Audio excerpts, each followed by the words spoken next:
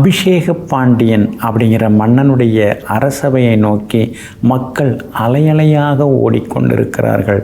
மன்னா, அங்கே ஒருவரை பார்த்தேன். அவரை பார்த்தால் மிகப்பெரிய சிவபக்தரை போல தெரிகிறது.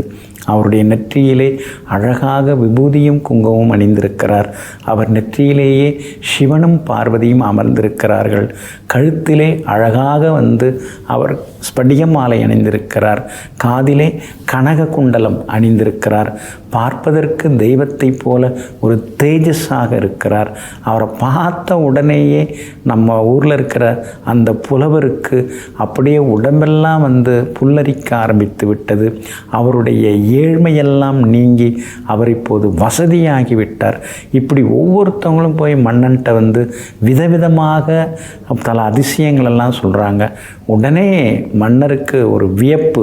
தன்னுடைய மந்திரியை கூப்பிட்டு, யார் அவர்? அந்த அடியாரை, அவர் சிவனடியாரா அல்லது சாமியாரா சித்தரா தெரியல, அவரை முதல்ல அரசவைக்கு அழைத்து வாருங்கள் அப்படின்னு ஆணையிடுகிறார். அவர் வருகிறார். வந்தவுடனேயே மன்னனுக்கு ஆச்சரியமாக இருக்கிறது.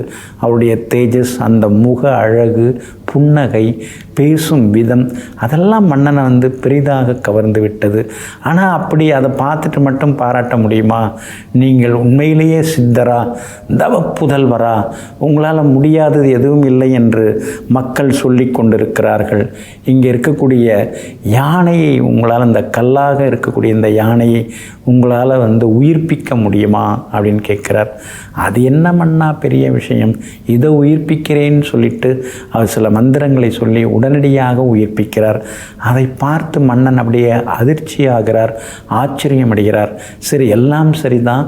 அந்த யானைக்கு கரும்பு தின்றதுக்கு நீங்கள் தர முடியுமா, கரும்பு தர முடியுமா அப்படின்னு கேட்குறாங்க. அது என்ன மன்னா உடனடியாகன்னு சொல்லி கரும்பு கட்டு அங்கே விழுகிறது. நீங்களே கொடுங்க. மன்னனை கூப்பிட்டு அந்த சித்தர் சொல்கிறார், நீங்களே அந்த யானைக்கு கரும்பு கொடுங்கன்னு சொன்னோடனே பஞ்சாட்சர மந்திரத்தை ஓதிக்கொண்டு கரும்பு கொடுங்கள். அந்த கல்யாணை உயிர்ப்பித்து அது உடனடியாக அந்த கரும்பு கட்டை தின்று முடிக்கும் சொல்கிறார். அதே மாதிரி அந்த கல்யாணை உயிர்த்து அந்த கரும்பு கட்டுகளை எல்லாம் தின்று முடித்தது. இதையெல்லாம் பார்த்த உடனே மன்னன் ரொம்ப ஆச்சரியப்படுகிறார்.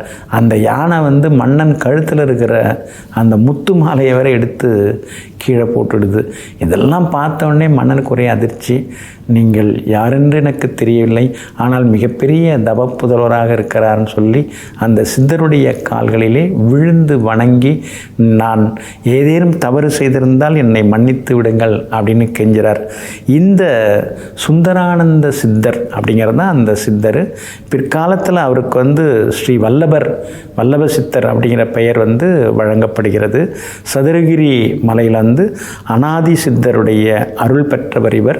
அங்கே சுந்தரலிங்கமாக அந்த சித்தரை வழிபட்டு அருவமாக இன்றைக்கும் அவர் இந்த சித்தர் வழிபட்டு கொண்டிருக்கிறாரு. அதே மாதிரி இவருக்கு பல சித்து விளையாட்டுகள் எல்லாமே தெரியும். ஆனால் சித்தர்கள் அவ்வளவாக சித்து விளையாட்டுகள் விளையாடுவதில்லை. இந்த ஸ்ரீ சுந்தரானந்த சித்தர் நாட்டு மக்களுக்கு நிறைய நல்லது செய்திருக்காங்க. நிறைய பாடல்கள்லாம் பாடியிருக்காங்க, எழுதியிருக்காங்க. பல வைத்திய நூல்கள் எல்லாமே இவங்க நமக்காக நிறைய கொடுத்துருக்குறாங்க. அதே மாதிரி இந்த சுந்தரானந்த சித்தர் ஸ்ரீ வல்லபராக இங்கே காட்சி கொடுத்துட்டுருக்காங்க. எங்கே இவங்களுடைய ஜீவ சமாதி அமைஞ்சிருக்குன்னா, மதுரை ஸ்ரீ மீனாட்சி அம்மன் கோவிலில் அருள்மிகு சுந்தரேஸ்வரருடைய ஆலயம் இருக்கு இல்லைங்களா, அந்த பெருங்கோவிலுடைய சுற்றுப்பிரகாரத்தில் பார்த்திங்கன்னா ஸ்ரீ துர்க்கையம்மனுடைய சன்னதிக்கு அருகிலேயே தனிச்சன்னதியில் ஸ்ரீ வல்லப சித்தர் அருளாக்கு சொல்லி கொண்டிருக்கிறார். அதாவது அருளை பொழிந்து கொண்டிருக்கிறார். நீங்கள் மதுரை மீனாட்சி அம்மன் கோயிலுக்கு போனீங்கன்னா சிவாலயத்தில் இருக்கக்கூடிய ஸ்ரீ வல்லப சித்தர், அதாவது ஸ்ரீ சுந்தரானந்த சித்தர் என்று சொல்லக்கூடிய ஸ்ரீ வல்லப சித்தரை நீங்கள் வணங்கிட்டு வாங்க. நீங்கள் என்ன நினச்சிட்டு கேட்குறீங்களோ, என்ன நினச்சி வணங்குறீங்களோ அது எல்லாமே கிடைக்கும். முக்கியமாக மனசில் இருக்கக்கூடிய சங்கடங்கள், வருத்தங்கள், கவலைகள் விலக ஆரம்பிக்கும். அதே மாதிரி கர்ம வினைகள் எல்லாம் விலக ஆரம்பிக்கும்.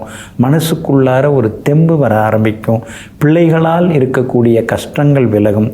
ஏன்னா முன்ஜென்மம் இருக்கக்கூடிய அந்த பாவங்கள், சாபங்கள், முன்னோர்கள் செய்திருக்கக்கூடிய தவறுகள், அதையெல்லாம் ஒரு நொடியில் அவர் பஸ்பமாக்கி நமக்கு அருள்பாலித்து கொண்டிருக்கிறார். அதனால் ஸ்ரீ மதுரை மீனாட்சி அம்மன் ஆலயத்திற்கு செல்லும்போது ஸ்ரீ வல்லப சித்தருடைய ஜீவசமாதியில் நின்று சில மணித்துளிகள் நின்று நீங்கள் வேண்டிக் கொள்ளுங்கள். வேண்டும் வரங்கள் எல்லாம் வேண்டியபடி கிடைக்குங்க. நெஞ்சிற்கினியவர்களே, குருவாரமாகிய இன்றைய நாள் உங்களுக்கு மகான்கள், யோகிகள், தவசிகள், மகரிஷிகள், சித்தர்களின் அருளாசி கிட்டும் நல்ல நாளாக அமையட்டும்.